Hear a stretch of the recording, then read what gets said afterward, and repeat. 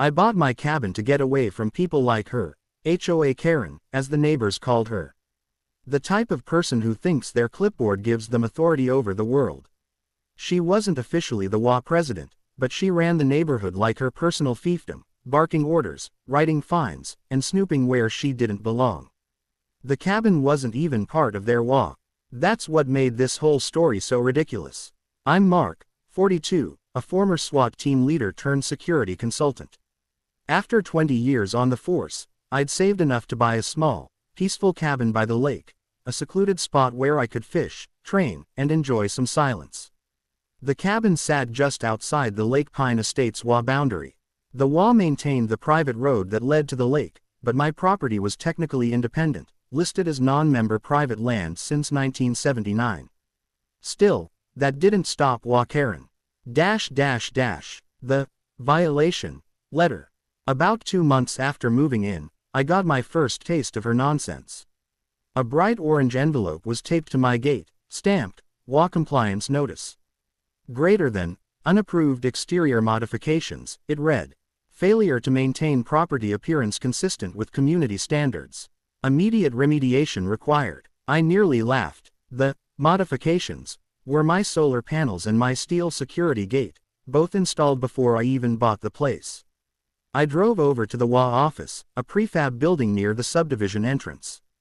Inside, I found Karen, mid-50s, platinum blonde hair, oversized sunglasses perched on her head, wearing a blouse that screamed, corporate boss, even though this was a volunteer gig.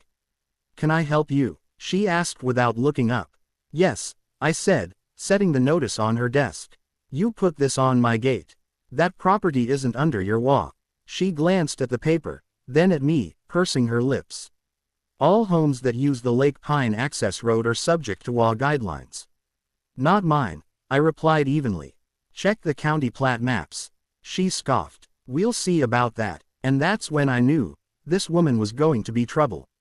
The harassment escalates. Over the next few weeks, she escalated. First, she sent me reminder notices about landscaping and non-compliant fencing. Then, I found one of her so-called inspectors parked on the shoulder outside my gate, taking pictures. When I confronted him, he mumbled something about documenting potential violations and sped off. I sent a cease and desist letter through my attorney. Karen ignored it. Then came the final straw. I came home one afternoon to find my padlock cut open, a brand new master lock, snapped clean through. The gate hung open slightly, and I could see tire tracks in the dirt driveway leading up to my cabin. Someone had been inside, and I already knew who. The setup. I checked my security cameras. Sure enough, footage from earlier that morning showed Karen and 2 men in safety vests marching up the driveway, clipboard in hand. They peered in my windows, walked around my deck, and even opened my tool shed. I could hear her voice on the recording, loud and entitled. Greater than, he can't just ignore HOA orders. This property is disgusting. I'm documenting everything. That was it. She had broken and entered. The sheriff's office confirmed what I already knew: trespassing, destruction of property, and possibly breaking and entering. They promised to send someone, but with limited rural patrols, I wasn't holding my breath. That's when I decided to handle it my own way. You see, while I might have retired from SWAT, my training facility, a converted portion of the cabin, was still operational. I occasionally hosted tactical training exercises for local law enforcement teams. And by sheer coincidence, or fate, the local sheriff's SWAT unit had scheduled a scenario training at my cabin that following Saturday. Perfect timing. Karen's inspection day. Saturday morning rolled around, crisp air and the smell of pine in the wind. Inside the cabin, the SWAT guys were gearing up, training rifles, body armor, comms. We were about to run a hostage extraction drill. Then, like clockwork, my motion alert pinged. Someone was approaching the gate.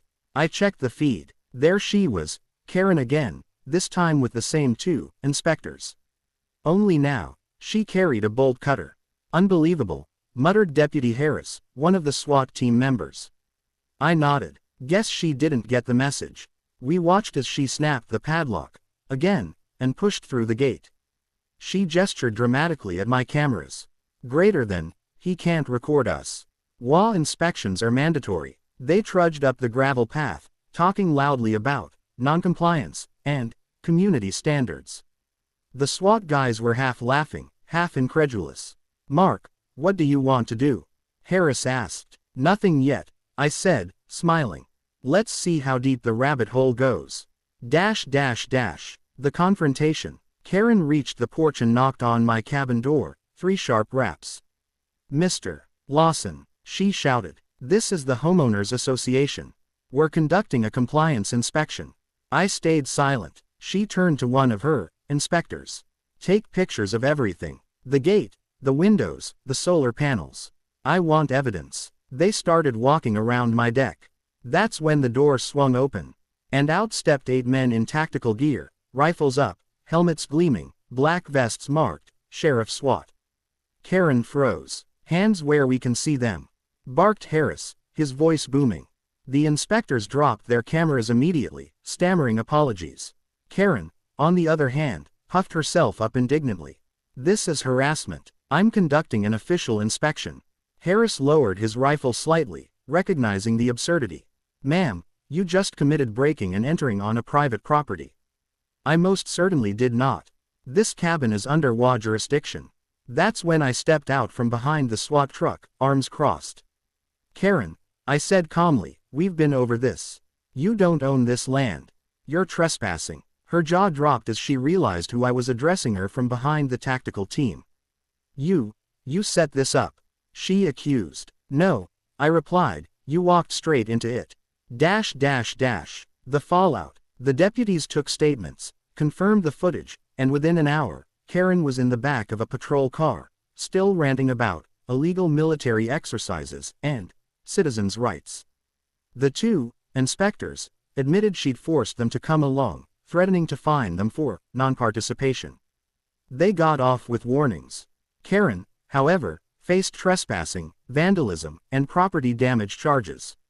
But the best part came a week later. Turns out, the Lake Pine HOA's liability insurance didn't cover unauthorized actions by board members. The entire HOA board had to call an emergency meeting to vote her out and negotiate a settlement with me for the damage. They paid for new locks, a reinforced gate, and my attorney fees. And Karen, she got banned from holding any HOA position in the county. Epilogue. The knock at my door. 3 months later, I was sitting on my porch one evening when I heard a vehicle pull up. A county SUV. Out stepped Sheriff Nolan, an old colleague of mine. Mark, he said, grinning, got a letter for you. He handed me an envelope. Inside was a handwritten apology, signed by Karen herself. Court ordered, of course. Greater than, I, Karen Wilcox, apologize for my actions and acknowledge that Mr. Lawson's property lies outside HOA jurisdiction. I will refrain from further contact. I chuckled and handed the letter back. Guess she finally read the plat map. The sheriff laughed. Word around town as she moved out of Lake Pine. Bought a condo in the city. Poor city, I muttered. We sat for a while, watching the sunset over the lake. The water shimmered orange and gold, the woods quiet except for crickets. For the first time since I bought the cabin, I finally felt peace. But the story didn't quite end there. A few months later, I got a call from an HOA lawyer, not from Lake Pine, but from a nearby development, Evergreen Bluffs. Apparently, Karen had joined their civic committee and was already stirring trouble. The lawyer wanted a character reference, someone who could verify her history. I laughed for a solid minute before composing myself. Oh, I can verify plenty, I said. But you might not like what you hear. Karen's last mistake. About 6 months after that, my friend Harris called. You won't believe this, he said. Remember Karen? How could I forget? She tried to cite a county fire marshal for parking an inspection truck on a non-compliant grass surface. He gave her a ticket for obstruction. I nearly spit out my coffee. Apparently, she'd also been banned from 2 Facebook neighborhood groups for aggressive behavior. By then, her reputation had spread across the entire county. Realtors whispered warnings about her to potential homebuyers. One local paper even ran a humor column called, Tales from the HOA, the legend of Karen. She'd become an urban legend of sorts, the overzealous HOA enforcer who got taken down by a SWAT team. Back at the cabin, I didn't see her again after that. Life at the lake returned to quiet normalcy. The woods reclaimed the edges of my driveway. Deer came out at dawn again. Sometimes, when I sip my coffee on the porch, I glance at the repaired gate and the new heavy-duty lock. A reminder that peace needs protecting. My neighbors, those not part of the HOA, still laugh about the incident. They even printed a small wooden sign for my fence. Greater than, SWAT training area, HOA trespassers will be educated. It's half joke, half warning. Every now and then, a delivery driver or camper asks about the story, and I tell them the short version. Greater than, and HOA lady thought she ran the world. Turns out, she walked into a SWAT drill instead. They always laugh, shaking their heads. And I always smile, because for me, it wasn't just about revenge, it was about boundaries. People like Karen don't understand that ownership doesn't mean authority. You can't bully your way onto someone's land, no matter how many bylaws you print or committees you form. The woods, the water, the quiet, they belong to those who respect them. Not to those who crave control. The moral, in the end, Karen taught the whole county a valuable lesson. You can't enforce power where it doesn't exist. Her obsession with control blinded her to the simple truth that not everyone wants to live under someone else's thumb. As for me, I still host the occasional tactical session at the cabin. And every time we run a breach drill, someone jokes, "Hope the HOA doesn't drop by again." I grin and reply, "If they do, we'll be ready." And we always are.